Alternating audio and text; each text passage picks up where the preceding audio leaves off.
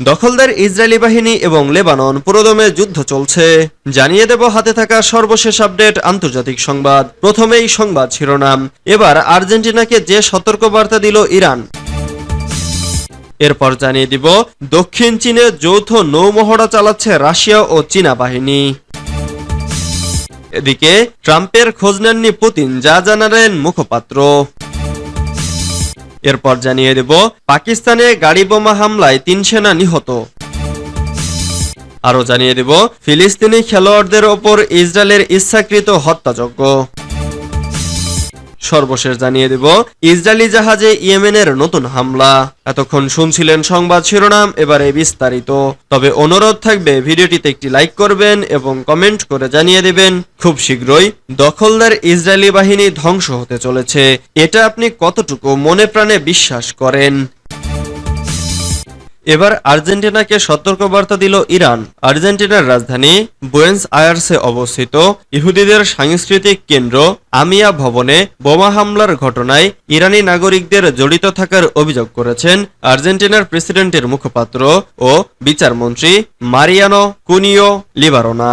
তবে তার এ অভিযোগকে ভিত্তিহীন দাবি করে তীব্র নিন্দা জানিয়েছেন ইরানের পররাষ্ট্র মন্ত্রণালয়ের মুখপাত্র নাসের কানানি। রোববার বুয়েন্স আয়ার্সের আমিয়া ভবনে ওই সন্ত্রাসী হামলার 30তম বার্ষিকী পালিত উপলক্ষে এক বিবৃতিতে কানানি এ নিন্দা জানান। পাশাপাশি তিনি ওই ঘটনায় হতাহতের পরিবার পরিজনদের প্রতি শোক ও সমবেদনা জানিয়েছেন। 1994 সালে আর্জেন্টিনার বুয়েন্স আয়ার্স শহরে ইহুদিদের সাংস্কৃতিক কেন্দ্র আমিয়া ভবনে এক বোমা হামলায় 85 জনেরও বেশি নিহত এবং 300 জনেরও বেশি আহত হয়। ইসরায়েল ও এর সহযোগী কোনো মহল সম্প্রতি ওই হামলায় ইরানের জড়িত থাকার অভিযোগ তুলেছে, কোনো প্রমাণ দেখানো ছাড়াই। অধিকৃত ফিলিস্তিনে ইসরায়েলি অপরাধযজ্ঞ থেকে বিশ্ববাসীর দৃষ্টি অন্যদিকে সরিয়ে নিতেই ওই অভিযোগ তোলা হয়েছে বলে দাবি করেন কানানি। দক্ষিণ চীনে যৌথ নৌমহড়া চালাচ্ছে রাশিয়া ও চীনা বাহিনী। চীন এবং রাশিয়া দক্ষিণ চীনের একটি সামরিক বন্দরে যৌথ নৌমহড়া শুরু করেছে। মার্কিন নেতৃত্বাধীন ন্যাটো সামরিক জোটের সাথে যখন এই দুটি দেশের টানাপড়েন ও উত্তেজনা চলছে, তখন রাশিয়া ও চীন যৌথ সামরিক মহড়া শুরু করল। চীনের প্রতিরক্ষা মন্ত্রণালয় জানিয়েছে যৌথ সমুদ্র 2024 নামের ওই মহড়া গতকাল রোববার থেকে গুয়াংডং প্রদেশের ঝাংজিয়াং শহরের কাছে শুরু হয়েছে এবং আশা করা হচ্ছে আরো 2-1 দিন মহড়াটি চলবে। চীনা প্রতিরক্ষা মন্ত্রণালয়ের বিবৃতি অনুযায়ী চীন ও রাশিয়ার সেনারা সম্প্রতি পশ্চিম ও উত্তর প্রশান্ত মহাসাগরে টহল দিয়েছে এবং আন্তর্জাতিক এই মহড়ার সাথে আঞ্চলিক পরিস্থিতির কোনো সম্পর্ক নেই। এছাড়া কোনো তৃতীয় পক্ষকে লক্ষ্য করেও এই মহড়া চালানো হচ্ছে না। চীনা রাষ্ট্রীয় সম্প্রচার মাধ্যম সিসিটিভি জানিয়েছে যৌথ মহড়ায় ক্ষেপণাস্ত্র বিরোধী মহড়া, সমুদ্র হামলা এবং বিমান প্রতিরক্ষা অন্তর্ভুক্ত থাকবে। ট্রাম্পের খোঁজ নেননি পুতিন, যা জানালেন মুখপাত্র। সম্প্রতি যুক্তরাষ্ট্রের সাবেক প্রেসিডেন্ট ডোনাল্ড ট্রাম্পের ওপর হত্যা প্রচেষ্টা চালানো হয়েছে।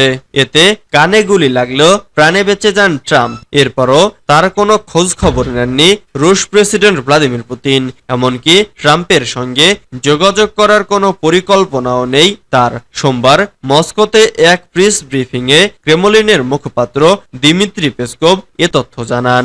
এ বিষয়ে সাংবাদিকদের এক প্রশ্নের জবাবে তিনি বলেন, না, তার সঙ্গে যোগাযোগ করা হয়নি এবং যোগাযোগের কোনো পরিকল্পনাও নেই। তবে রুশ কর্তৃপক্ষ ঘৃণ্য এ হামলার নিন্দা জানিয়েছে এবং রাজনীতিতে সহিংসতার কোনো স্থান নেই বলেও দৃঢ় প্রত্যয় ব্যক্ত করেন ক্রেমলিন মুখপাত্র। এর আগে শনিবার পেনসিলভেনিয়ায় এক সমাবেশে ট্রাম্পকে লক্ষ্য করে গুলি ছোড়া হয়। পরে অবশ্য টমাস ম্যাথিউ ক্রোক্স নামের 20 বছর বয়সী হামলাকারীকে ঘটনাস্থলেই গুলি করে হত্যা করে সিক্রেট সার্ভিস। এদিকে স্লোভাক প্রধানমন্ত্রী রবার্ট ফিকোকে হত্যার চেষ্টা সহ সাম্প্রতিক এ ঘটনার পর রুশ প্রেসিডেন্ট ভ্লাদিমির পুতিনের জন্য নিরাপত্তা ব্যবস্থা জোরদার করা হয়েছে বলেও জানান পেসকভ। পাকিস্তানে গাড়ি বোমা হামলায় ৩ সেনা নিহত। পাকিস্তানের উত্তর পশ্চিমাঞ্চলের খাইবার পাখতুনখোয়া প্রদেশে একটি সামরিক কম্পাউন্ডে গাড়ি বোমা বিস্ফোরণে অন্তত ৩ জন সেনা সদস্য নিহত হয়েছেন, আর এতে আহত হয়েছেন আরও ১২ জন। বিষয়টি নিশ্চিত করেছে স্থানীয় কর্তৃপক্ষ। খবর ভয়েস অব আমেরিকার। প্রতিবেদনে বলা হয়েছে, একজন আত্মঘাতী বোমা হামলাকারী একটি বিস্ফোরক বোঝাই গাড়ি সামরিক কম্পাউন্ডে নিয়ে যায়। পরে সেখানে সশস্ত্র গোষ্ঠীর সদস্যরা হামলা চালায়। এতে কমপক্ষে ৩ জন সেনা নিহত এবং ১২ জন আহত হন। আফগানিস্তানের সীমান্তবর্তী খাইবার পাখতুনখোয়া প্রদেশের বান্ন শহরের গ্যারিসন শহরের ভেতরের আগে অভিযান চালানো হয়। স্থানীয় পুলিশ কর্মকর্তারা এবং প্রত্যক্ষদর্শীরা জানিয়েছেন, বিস্ফোরণের তীব্রতা এত বেশি ছিল যে আশেপাশের বেসামরিক নাগরিকদের বাড়িঘরগুলো ক্ষতিগ্রস্ত হয়। এতে ৬ জন আহত হন। নিরাপত্তা সূত্র ভয়েস অব আমেরিকাকে জানিয়েছে, পাকিস্তানি সেনারা কম্পাউন্ডে সশস্ত্র গোষ্ঠীকে কোণঠাসা করে ফেলে এবং ভারী বন্দুকযুদ্ধে তাদের ৪ জন সদস্য নিহত হয়। ফিলিস্তিনি খেলোয়াড়দের ওপর ইসরায়েলের ইচ্ছাকৃত হত্যাযজ্ঞ। ফিলিস্তিনের ক্রীড়া বিষয়ক কর্মকর্তারা ফিলিস্তিনি খেলোয়াড়দের ওপর ইহুদিবাদীদের ব্যাপক হত্যাযজ্ঞের খবর দিয়েছেন। খেলোয়াড় ও ক্রীড়ামোদী ব্যক্তিরা প্যারিস গ্রীষ্মকালীন অলিম্পিক অনুষ্ঠানের জন্য যখন অধীর আগ্রহে অপেক্ষা করছেন, তখন গাজায় ফিলিস্তিনি খেলোয়াড়দের ওপর ইসরায়েলি গণহত্যার সর্বসাম্প্রতিক বর্বর ও দানবীয় অধ্যায় শুরু হওয়ার খবর এলো। আগামী ২৬ জুলাই এই বিশ্ব অলিম্পিক ক্রীড়া প্রতিযোগিতা শুরু হচ্ছে। পার্স টুডে জানিয়েছে, ফিলিস্তিন জাতীয় অলিম্পিক কমিটির প্রেসিডেন্ট জিব্রাইল রজব বলেছেন, গত ২০২৩ সালের ৭ অক্টোবর থেকে গাজায় ইসরায়েলি আগ্রাসনে ৪০০ ফিলিস্তিনি খেলোয়াড়, প্রশিক্ষক এবং ক্রীড়া কর্মকর্তা হতাহত হয়েছেন।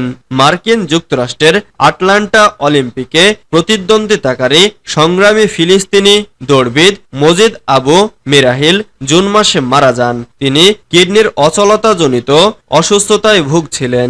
ইসরায়েলি আগ্রাসনে গাজার হাসপাতালগুলো ধ্বংস হয়ে যাওয়ায় এবং চিকিৎসা সেবার অভাবে মিরাহিল মারা যান। ইসরায়েলি জাহাজে ইয়েমেনের নতুন হামলা। ইয়েমেনের হুথি আর নাসরুল্লাহ আন্দোলন সমর্থিত সামরিক বাহিনী নতুন করে ইহুদিবাদী ইসরায়েলের বাণিজ্যিক জাহাজ এবং সামরিক অবস্থানে হামলা চালিয়েছে। ইয়েমেনি বাহিনীর মুখপাত্র ব্রিগেডিয়ার জেনারেল ইয়াহিয়া সারি গতকাল রোববার এক বিবৃতিতে এ ঘোষণা দেন। তিনি বলেন, ফিলিস্তিনের গাজা উপত্যকার আল মাওয়াশি শরণার্থী শিবিরে ইসরায়েলি সেনারা সম্প্রতি যে গণহত্যা চালিয়েছে তার জবাবে এবং ফিলিস্তিনি